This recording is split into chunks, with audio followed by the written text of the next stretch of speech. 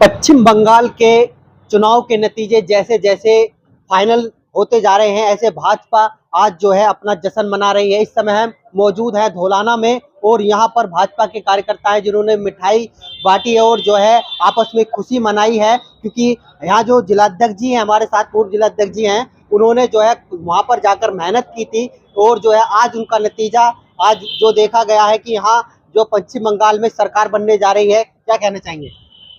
देखिए, पश्चिम बंगाल में सरकार बनाना भारतीय जनता पार्टी का दशकों से एक सपने की तरह था।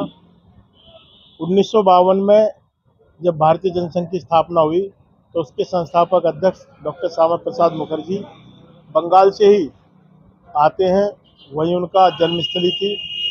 तो जब से लेकर के आज तक बंगाल में भारतीय जनता पार्टी अपनी सरकार बनाने का एक सपना लेकर के चल रही थी। आज वो सपना पूरा हुआ है, जो कि मोदी जी, अमित शाह जी और वहाँ के प्रभारी जो उत्तर प्रदेश में संगठन मंत्री रहे आदरणीय सुनील बंसल जी, इन सब के अथक प्रयास, बहुत अच्छी योजना के कारण हो पाया। और मेरे जैसे भी सैकड़ों कार्यकर्ता वहाँ पर महीनों से, सालों से लगे हुए थे। और निश्चित रूप से आज पूरे देश की नज़र बंगाल के परिणाम पे थी।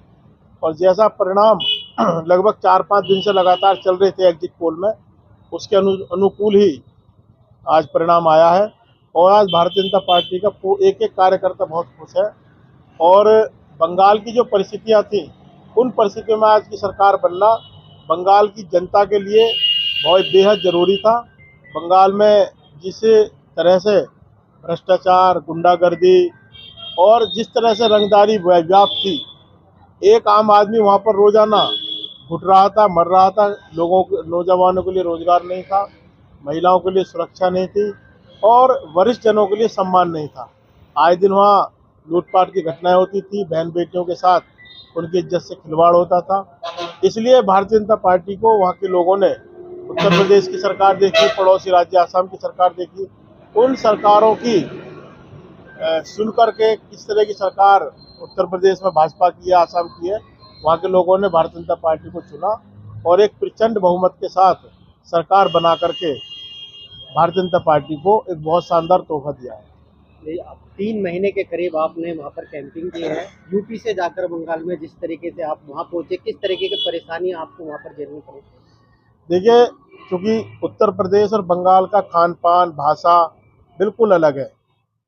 वहाँ की भाषा हम समझ नहीं सकते, वो हमारी नहीं समझ सकते। वहाँ का जो खाना है उत्तर प्रदेश से बिल्कुल अलग है।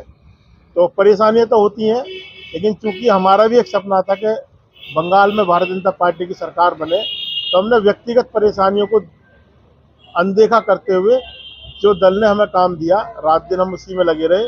और हमें खुशी है कि जो हमने मेहनत की और जो जिम्मेदारी हमें भारतीय जनता पार्टी ने दी, उस जिम्मेदारी पर हम खरे उतरे और हमने अपनी असेंबली के साथ साथ पूरे जिले में क्लीन स्वीप करने का काम किया। 2027 में यूपी चुनाव होने जा रहे हैं, उसके लिए क्या कहना चाहेंगे? भाजपा की क्या तैयारियां हैं 2027 के लिए? बंगाल से ज़्यादा परिस्थिति उत्तर प्रदेश में अच्छी है भाजपा के लिए।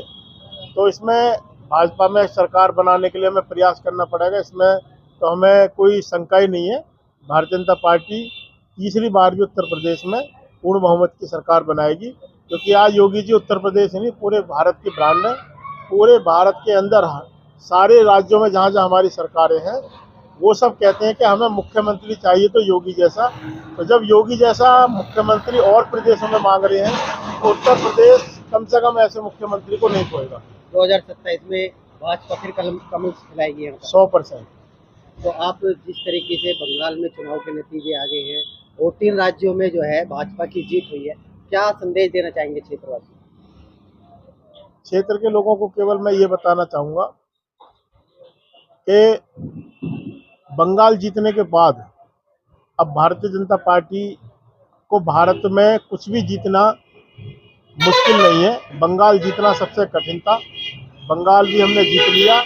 और आज गंगा से लेकर गंगा सागर तक पूरा भगवा हो गया। उत्तराखंड, उत्तर प्रदेश, बिहार, झारखंड में भी हम सरकारों में रहे हैं। तो माना जाए और कि बंगाल तो एक सपना था, सबका विकास, सबका विश्वास, ये चला है। ये बिल्कुल वहाँ चला। सभी वर्ग ने, सभी जातियों ने हमें वहाँ वोट दिए और निश्चित रूप से जो गंगा से गंगा सागर तक का जो एक भगवा होने का सपना डॉक्टर श्यामा प्रसाद मुखर्जी का था, आज वो पूरा हो गया। तो मेरे साथ ये भाजपा के पूर्व जिला अध्यक्ष जी थे, उन्होंने साफ कह दिया है कि जो है उत्तर प्रदेश में भी 2027 में कमल खिलने जा रहा है।